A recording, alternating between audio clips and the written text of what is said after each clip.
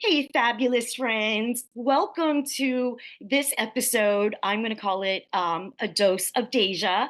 I am Oh. a dose of Daejah. I am so honored to have my guest here.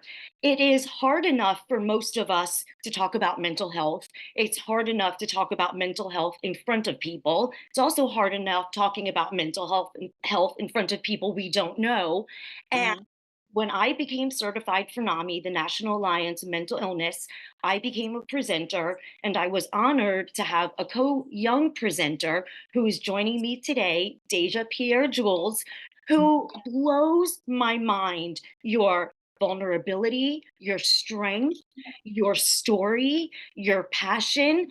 You when I met you 3 years ago, 2 years ago, I was in awe listening to you talk about what has happened to you, what you Mhm. feel, and how you keep going, and the hope that you have given people. And I believe every platform that I can get attached to and, spread the message is absolutely a remarkable place to be. So thank you for being here, Deja, really. If in a nutshell, can you just tell us a little bit about yourself? I'm sure. Well, thank you for that, incredible introduction. Hi, my name is Daejah Pierre-Jules. I am 22 years old. I'm a recent grad from Florida Atlantic University. I currently work in my field. I'm a speech language pathologist assistant. In the days that I'm not working, I enjoy anything performing arts related. I like to do spoken word poetry. Um, what else do I like to do? I like to go to shows, spend time with friends and family, relax, and Yes, sleep and prioritize eat. that. Um, and I'm myself. Now, looking at you, you'd be at the mall and you would walk by you and say, this girl has her shit together, basically. And Mhm, never know underneath, if we were to unzip Deja, what's mhm, on the inside. mhm. How would you tell us, describe, if somebody were to ask you about your mental health journey, where can we start? And because people would never know by looking at you. Yeah, yeah, you can't judge a book by its cover.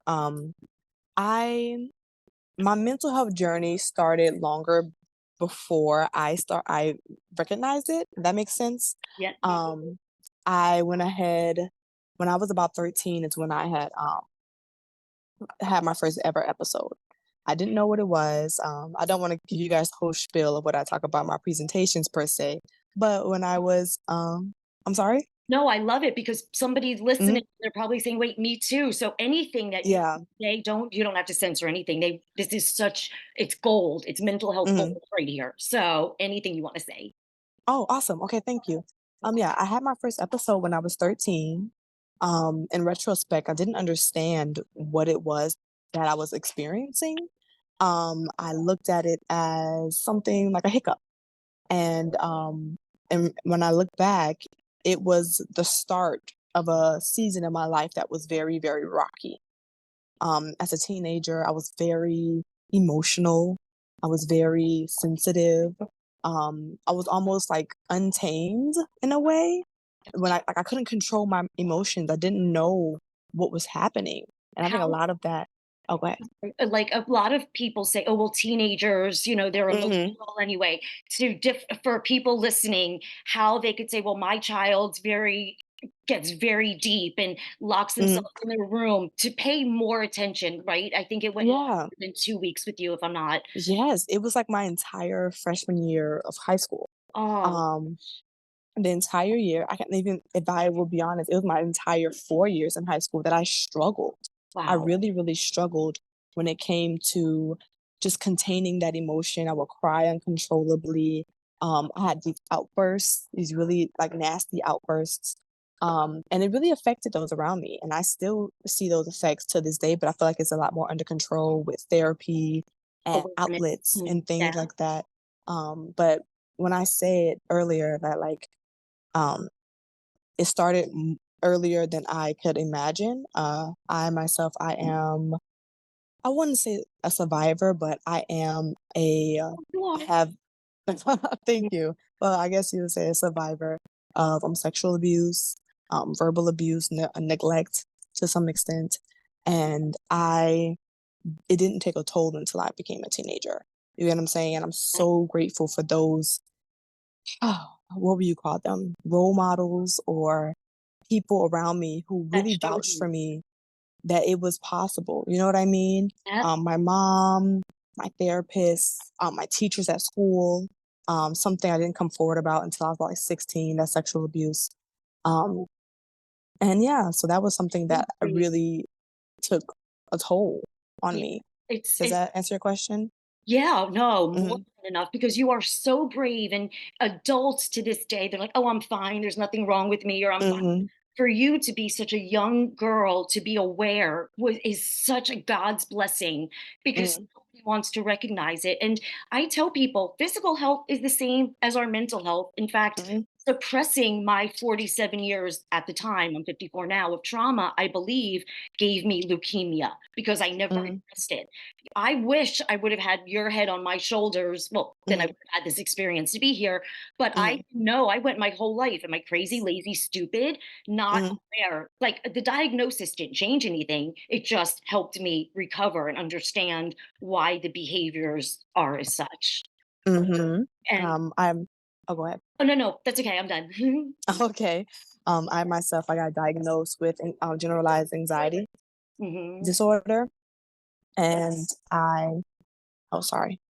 I got diagnosed with generalized anxiety disorder, um, situational depression, and ADHD. Hmm. And those diagnoses, they were hard to accept because when you receive something that you don't understand, it's very much like, oh my god, what's happening? I went to straight panic mode. You get what I'm saying? Oh, I But if I did. could, I'm sorry. I lived it. I was 47, so my Mhm. anger was just. So I hear you completely. Yeah. And I think it was so important. If I can go back in time and just give myself a hug, it's like, Oh, sweetie, this is the end of a new beginning. If you get that makes any sense. Like oh, this glory. is the start of something beautiful. And I looked at it. This dissolve right here I keep because we all Mm, crumble, but when you put yourself back together, you illuminate even brighter, and that's what oh. you're like one of my disco balls. Because you're right, if we don't fall down, how else Mhm, can we heal and pick ourselves back up? You can't. mhm, So it's so good in a weird way that you mhm. feel the way you did. And Yeah, to pick yourself back up and not turn out to be the angry. Like you and I beat the odds. We could have made a right and gone into drugs. We could have become yeah. violent. We could have been God knows what. We went the other way and we didn't let it affect us to make us angry. We took accountability. Okay, this is what Mhm, happened to me. I didn't ask for it, but now we can heal ourselves and this is what we have. And the mhm, compassion and the empathy we have for others is mhm. so minute compared to the angry people that are walking around. And Yeah. And no, it's thank you for saying that. I think you just kinda opened the door in me because oh, in my family, those were my family, those members, the angry, the yeah, addicted. And I upon receiving that diagnosis, I didn't know how to not be like them. You get what I'm saying? I think that's what led to a lot of my anxiety as a child, wanting different, feeling powerless, but not necessarily knowing how my scars I heard this saying, "My scars are stars." oh, Okay? oh, And those mom. events in my childhood in my childhood, they they really made me blossom, and I had to learn, like, it's okay to fall down, but it's always a lesson. That makes sense. You know what I'm saying? Tell people let it out, but don't unpack it, but don't stay there forever like a trip. Mhm, Okay, 2 nights. Now I'm gonna unpack my suitcase and leave with mhm, people's emotions. I didn't leave my house months, my bedroom months, my bathroom floor months, crying, and I was shamed. Get the f up. What's wrong with you? You're an animal. And when I became diagnosed with ADHD, OCD, anxiety, depression, everything mhm, A to Z alphabet soup, basically.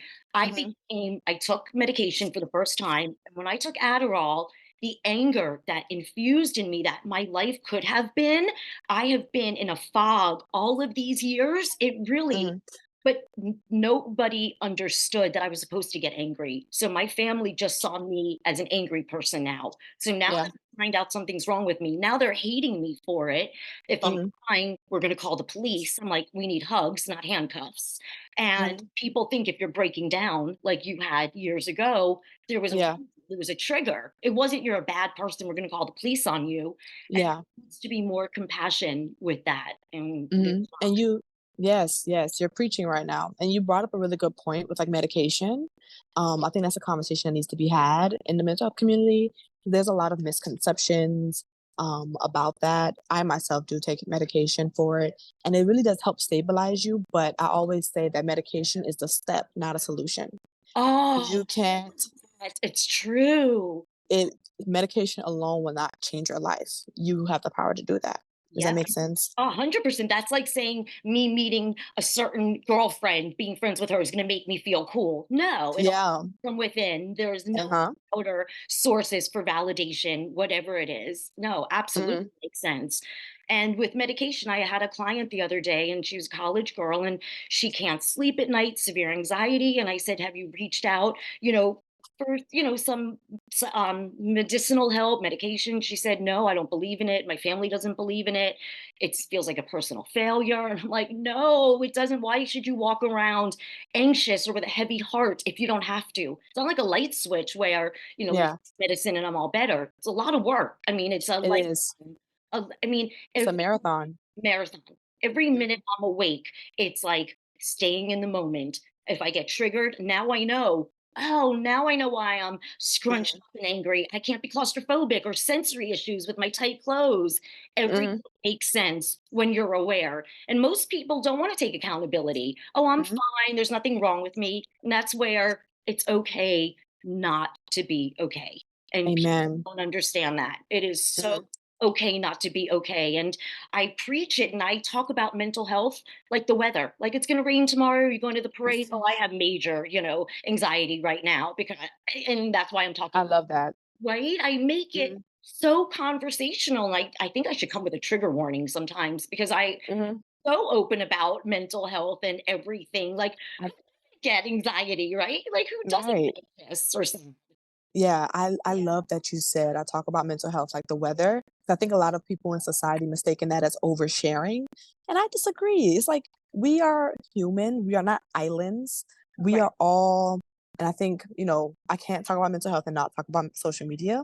Oh, Because I feel like we all front to an extent. yep. We all have on our masks. Um, Hmm. and it's okay to kind of now I wanna say be a martyr, but, like, put yourself out there in the sense that, like, if I can do it, someone else would have the courage to do it as well. And I Pitbull always was Mhm. inspiring for me. I'm sorry, I didn't mean to interrupt you. Cease my It's okay. ADHD. Pitbull, he said, "If there's no door, build one." I was like, Mhm. "Okay," and it was just those words. Just he's right. Nobody's going to create it, so let me just build my door and start doing my thing. And Love which that. was mental health, which I never thought in a million years I would ever talk about, but it's become so second nature. Like I'm going to Publix and I'm having a panic attack right now and I couldn't sleep last Mhm. night. And people there, the stigma, unfortunately, when you watch the news, anytime there is a mass shooting or something bad, they go, well, they had a mental illness.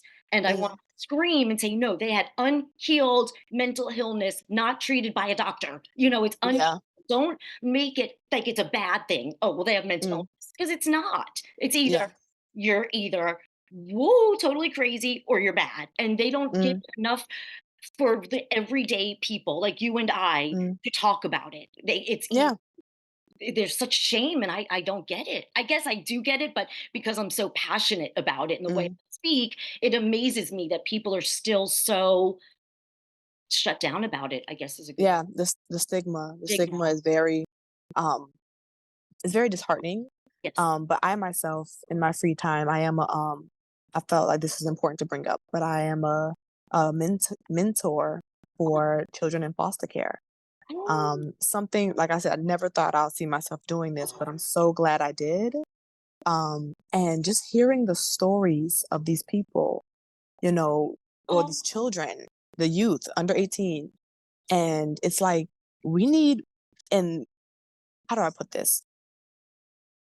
if someone doesn't help, it's almost like it would never get done, if that makes any sense. Of course it is. And I think it's so important to help those who don't have those the same opportunities like someone like me who had like a mom, things that I take for granted. You get what I'm saying? I don't believe And that is my mhm, in my situation. Again, I'm so mm, sorry if I cut you off. I it's should. okay. Don't apologize. Thank you, thank you. Mhm, When I was 17, my mother had I had already had trauma up until this point with just mm, absentee fathers and moving all around, but my mother at 17 when I was 17, she became mhm, addicted to crack in 1987, mm. and I was left with all my belongings in a car on Hollywood Boulevard and I-95 at the gas station, and she drove away. And no family members wanted me, so I needed Wow. to be who I needed as a little girl, which is a mentor for someone in the I wasn't in foster care and I would have been better off probably. I went Mm, house to house for people, "Can I stay with you? Can I live with you?" None of my family wanted me, and I ended up living on a floor with a guy that used to beat the shit out of me. And wow. so I've had suppression my entire life and took that into my grown-up years, all unhealed. So Mm, that's when all of my breakdowns and healing, I know, is gonna help so many others in starting this conversation. I yeah.